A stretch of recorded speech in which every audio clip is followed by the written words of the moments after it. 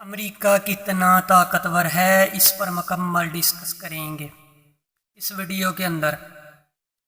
امریکہ کے سب سے طاقتور بم میں کتنا دم ہے؟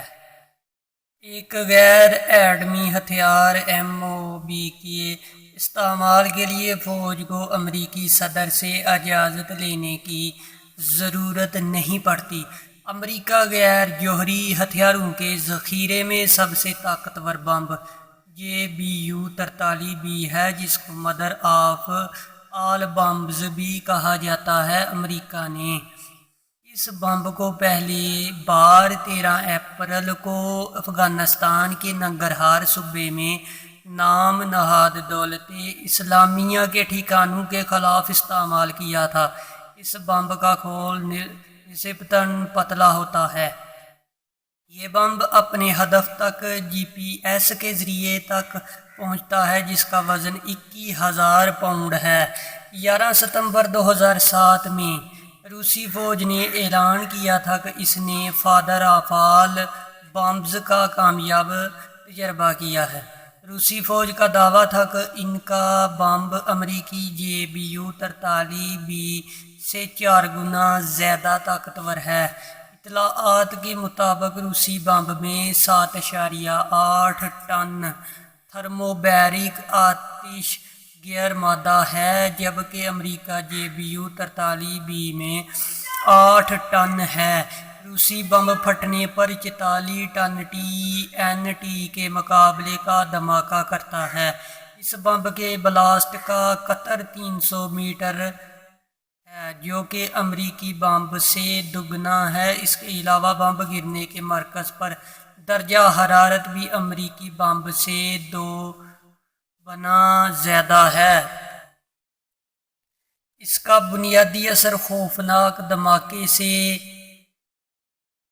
پنپنے والا گرد و غبار ہوتا ہے۔ JBU-43B گائیڈڈ بم ہے، جس پر 18,700 پاؤنڈ کا وار ہیڈ نصب ہوتا ہے۔ JBU-43B ڈیزی کٹر بم کی جدید شکل ہے۔ یہ بم عراق کی جنگ سے 9 ہفتے قبل جلدی میں تیار کیا گیا تھا، لیکن عراق کی جنگ میں اس کو استعمال نہیں کیا گیا تھا۔ یہ بم زیر زمین تنصیبات اور سرنگیں تباہ کرنے کے لیے استعمال کیا جاتا ہے۔ اس بم کی قیمت $16 لاکھ ہے اور اس کا پہلی بار تجربہ 2003 میں کیا گیا تھا۔ JBU-43B کو C-130 سے پیراشوٹ کے ساتھ گرایا جاتا ہے۔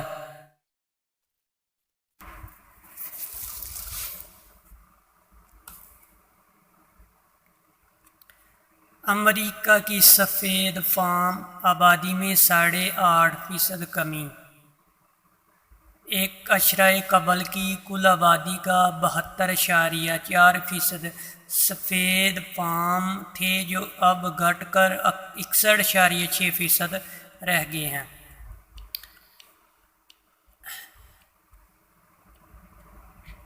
اس 2010 کے بعد سے امریکہ میں سفید فام آبادی میں 8.6% کی کمی واقع ہوئی ہے، جبکہ سفید فاموں کی کل تعداد 20.43 کروڑ ہے۔ 1 امریکہ کی کل آبادی کا 72.4% سفید فام تھے، جو اب گھٹ کر 61.6% رہ گئے ہیں۔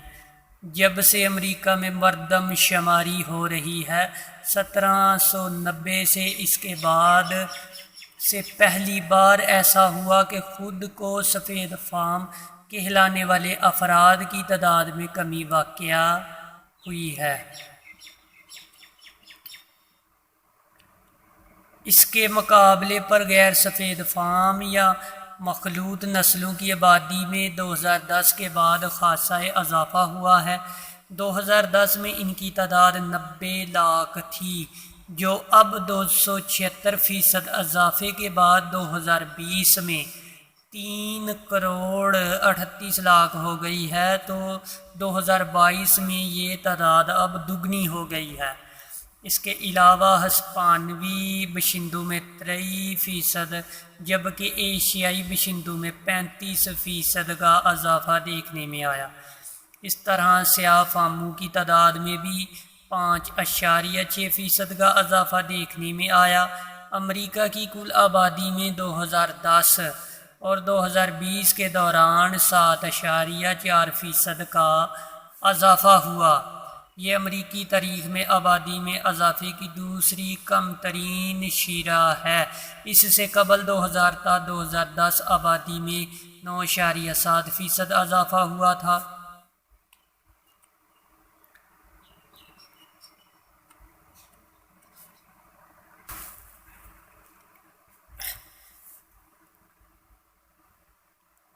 شمالی امریکہ میں واقع ایک ملک ہے۔ اسے عرف عام میں صرف یونائٹڈ اسٹیٹس انگریزی ریاست متحدہ بھی کہتے ہیں، جبکہ امریکہ انگریزی امریکہ کا لفظ بھی زیادہ تر اسی ملک سے موسوم کیا جاتا ہے، جو بعض ماہرین کے مطابق تکنیکی لحاظ سے غلط ہے۔ ریاست متحدہ شمالی امریکہ کا دوسرا اور دنیا کا تیسرا یا چوتھا بڑا ملک ہے۔ اس کے شمال میں کینیڈا، جنوب میں میکسیکو، مشرق میں بحر قنوس اور مغرب میں بحر الکاہل واقع ہے۔ ریاست متحدہ کی ایک وفاقی آئینی ریاست ہے۔ اس کا دارالحکومت واشنگٹن ڈی سی ہے۔ 37 لاکھ مربع میل یعنی 96 لاکھ مربع کلومیٹر پر پھیلا ہوا یہ ملک دنیا کا تیسرا بڑا ملک ہے، جس میں کل 30 کروڑ سے زائد لوگ آباد ہیں۔ دنیا میں امریکہ کا فوجی، معاشی، ثقافتی اور سیاسی اثر و رسوخ 19ویں اور 22ویں صدی میں بڑھا ہے۔ روس کے زوال کے بعد جب سرد جنگ ختم ہوئی تو امریکہ دنیا کی واحد عالمی طاقت کے طور پر ظاہر ہوا، اور اب امریکہ دنیا بھر میں کھلم کھلا مداخلت کر رہا ہے۔ ریاست متحدہ امریکہ کے عام ناموں میں یونائٹڈ اسٹیٹ، USA، دی USA، دی USA، دی اسٹیٹس اور امریکہ شامل ہے۔ امریکہ نام کا پہلا استعمال 1507 میں ہوا، جب ایک جرمن نقشہ ساز نے گلوب بنا کر جنوبی اور شمالی امریکہ براعظموں کو ظاہر کرنے کے لیے لفظ امریکہ چنا۔ ریاست متحدہ امریکہ کو سب سے پہلے 4 جولائی 1776 میں سرکاری طور پر اعلان آزادی میں استعمال کیا گیا۔ 15 نومبر 1777 کو دوسری براعظمی کانفرنس کے آرٹیکل کو قبول، جس میں لکھا the settle of this shall United States of America, اس نام کو در حقیقت تھامس پائن نے تجویز کیا تھا۔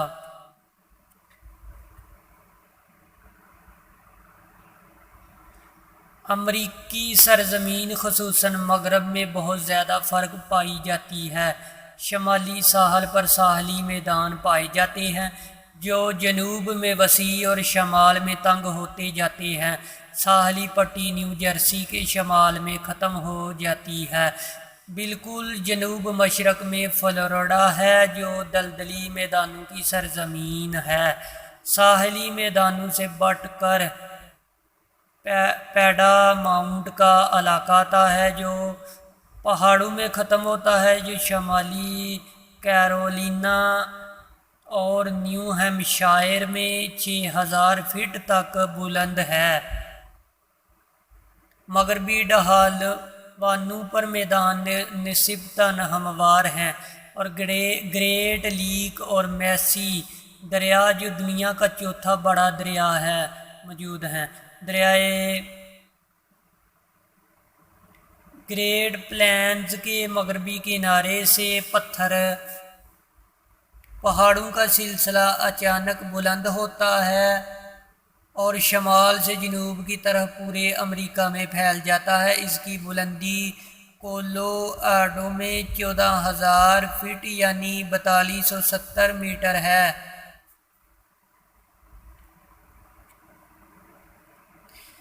اپنے بڑے اور وسیع رقبے کی وجہ سے ریاستہائے متحدہ میں دنیا کے ہر خطے کا موسم پایا جاتا ہے۔ زیادہ تر علاقے معتدل ہیں۔ ہوائی اور جنوبی فلوریڈا میں موسم منطقہ ہارا جیسا ہے اور الاسکا میں قطبی گریٹ پلینز میں نیم بارانی ہے۔ کیلیفورنیا کے ساحل پر بحر روم کے ممالک جیسے اور گریٹ بیسن میں خشک ہے۔ اس ملک کے نسبتاً فضائیانہ موسم نے اسے ورلڈ پاور بننے میں اہم کردار ادا کیا، کیونکہ اس کے زیادہ تر زرعی علاقوں میں خشک سالی کم ہوتی ہے، سیلاب محدود علاقے تک رہتا ہے اور زیادہ تر معتدل موسم ہے جہاں مناسب حد تک بارشیں بھی ہوتی ہیں۔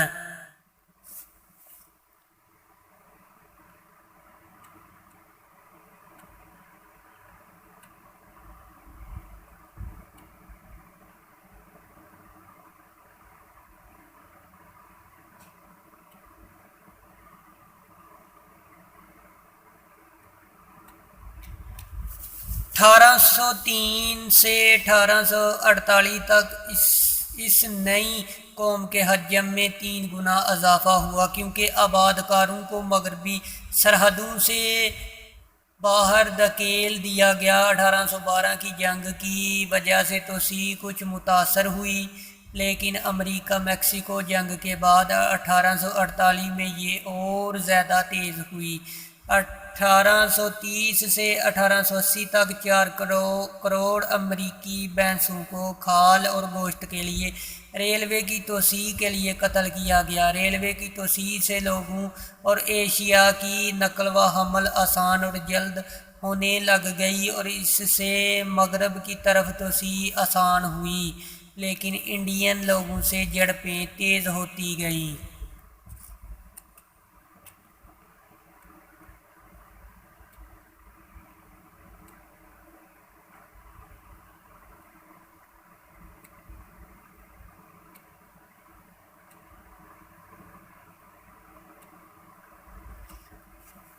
امریکہ دنیا بھر میں وسیع معاشی، سیاسی اور فوجی اثر ہے، جس کی وجہ سے اس کی خارجہ پالیسی دنیا بھر میں مباحثوں کا ایک پسندیدہ موضوع ہے۔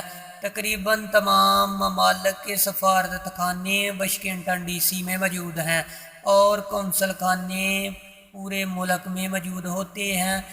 تاہم ایران، شمالی کوریا اور سوڈان کے امریکہ کے ساتھ کوئی خاص سفارتی تعلقات نہیں ہیں۔ امریکہ کی فوج دنیا کی سب سے طاقتور فوج ہے۔ اس کا بجٹ بھی دنیا بھر میں سب سے زیادہ ہے۔ امریکی فوجی بجٹ 2005 میں امریکہ کے بعد آنے والے 14 ممالک کے فوجی بجٹ سے زیادہ ہے۔ مزے کی بات کہ امریکہ فوجی بجٹ کا کل ملکی آمدنی صرف 4% ہے۔ زیر انتظام 700 سے زائد مراکز میں سوائے دنیا کے بر اعظم میں اس کے فوجی مراکز موجود ہیں۔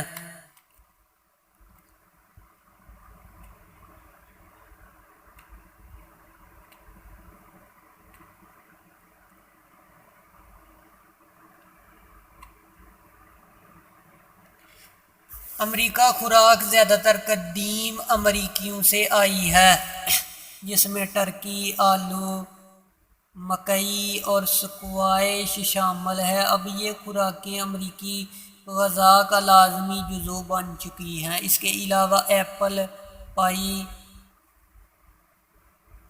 پیزا اور ہیم برگر بھی یا تو یورپی خوراکوں سے آئے ہیں یا یورپی خوراکوں کو کچھ تبدیلی کے ساتھ اپنا لیا گیا ہے۔ میکسیکو سے آئے سیول فوڈ افریقی غلاموں کے پسندیدہ خوراک تھی جو اب امریکہ میں بہت مشہور ہے، تاہم آج دنیا میں پسند کی جانے والی خوراکوں کا زیادہ تر حصہ یا تو امریکہ سے شروع ہوا۔